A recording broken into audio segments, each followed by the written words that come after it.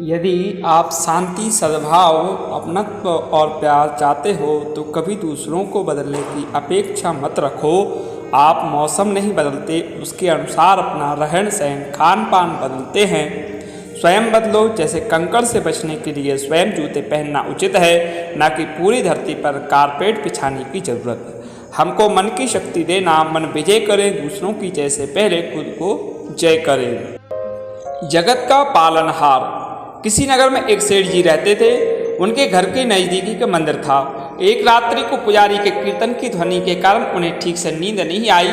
सुबह उन्होंने पुजारी जी को खूब डांटा कि यह सब क्या है।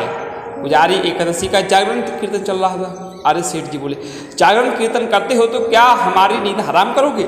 अच्छी नींद के बाद ही व्यक्ति काम करने के लिए तैयार हो पाता है, फिर कमाता है, तब खाता है। पुजारी, सेठ जी खिलाता तो वह खिलाने वाला ही है। सेठ जी, कौन खिलाता है? क्या तुम्हारा भगवान खिलाने आएगा?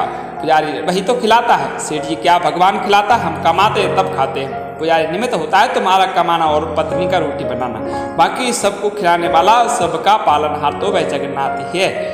सेठ जी, क्या पालनहार लगा रखा है? बाबा आदम के जन्म की बात करते हो?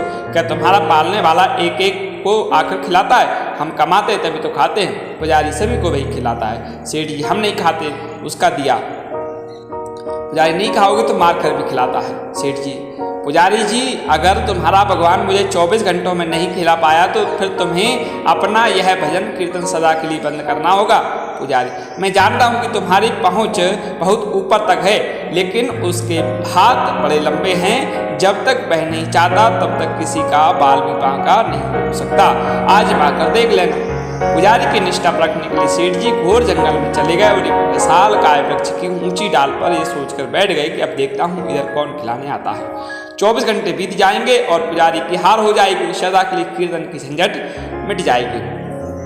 तभी एक अजनबी आदमी वहां आया। उसने उसी वृक्ष के नीचे आराम किया, फिर अपना सामान उठाकर चल दिया, लेकिन अपना एक थैला वहीं भूल गया, छोड़ गया। जो भी है ईश्वरी जाने। थोड़ी देर बाद 5 डकैत वहाँ पहुँचे। उनमें से एक ने अपने सरदार से कहा, उस्ताद यहाँ कोई थैला पड़ा है क्या? जरा देखो खोलकर। तो उसमें गर्मा गर्म भोजन से भरा टिफिन था। उस्ताद, भूख लगी है, लगता है यह भोजन भगवान ने हमारे लिए भेजा है। अरे तेरा भगवान यहाँ कैसे भोजन भेजेगा? हमको पकड़ने या फंसाने के लिए किस शत्रु ने ही जहर बहर डालकर यह टिफिन यहाँ रखा होगा, अथवा पुलिस का कोई षड्यंत्र होगा। इधर उधर देखो जरा, कोई रख कर गया है। उन्होंने इधर उधर देखा, लेकिन कोई भी आदमी नहीं देखा। तब डाकुओं के मुखिया ने जोर से आवाज लगाई, कोई हो तो बताए यह थैला यहाँ कौन छोड़ कर गया है।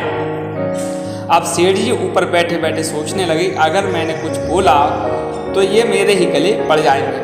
वे तो चुप रहे, लेकिन जो सबके हृदय की धड़कन चलाता है, भक्त वत्सल है, वह अपने भक्त का वचन पूरा किए बिना शांत नहीं रह सकता। उसने उन डकैतों को प्रेरित किया कि उनके मन में प्रेरणा दी कि ऊपर भी देखो। उन्होंने ऊपर देखा तो वृक्ष की डाल पर एक आदमी बैठा हुआ था। डकैत चिल्लाया, अरे नीचे उतर। सेठ जी बोले, मैं नहीं उतरता। डकैत, नहीं उतरता? यह भोजन तूने ही रखा है ना, क्यों नहीं उतरता? सेठ जी, मैंने नहीं रखा, कोई यात्री यहाँ आया और वह भूल कर चला गया।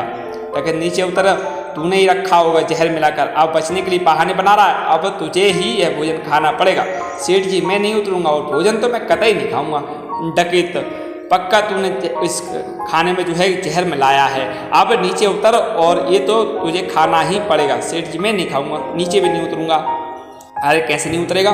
सरदार ने एक आदमी को हुक्म दिया, इसको जबरदस्ती नीचे उतार। डकैत ने सेठ को पकड़कर नीचे उतारा। डकैत, ले खाना खा। सेठ जी, मैं नहीं खाऊंगा। उस्ताद ने चटाक से उसके मुंह पर तमाचा जड़ दिया। सेठ जी को पुजारी की बात याद आ गई कि नहीं खाओगे तो मार कर भी खिलाएगा। फिर सेठ जी बोले, मैं नहीं खाऊंगा। डकैत, अरे कैसे नहीं खाएगा? इसकी नाक दबाओ और मुंह खोलो।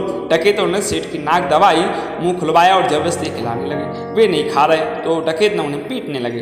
तब सेठ ने सोचा कि ये 5 है, मैं अकेला हूँ, नहीं खाऊंगा तो मेरी हड्डी पसली एक कर देंगे, इसलिए चुपचाप खाने लगे और मन ही मन कहा, मान गए मेरे बाप, मार कर भी खिलाता है। डकैतों के रूप में आकर खिला, चाहे भक्तों के रूप में आकर खिला, लेकिन खिलाने वाला तो तू ही है। आपने पुजारी की बात सत्य साबित कर दिखाई। सेठ जी के मन में भक्ति की धारा फूट पड़ी। उनको मार पीट कर डकैत वहाँ से चले गए तो सेठ जी भागे और पुजारी के पास आकर बोले, पुजारी जी हमें माफ़ कर दीजिए, मान गए आपकी बात की नहीं खाएं तो मार कर भी खिलाता है वह। सार सत्य यही है कि परमात्मा ही जगत की व्यवस्था का कुशल संचालन करते हैं, अतः परमात्मा पर विश्वास ही नहीं बल्कि दृढ़ विश्वास होना चाहिए। राधे राधे।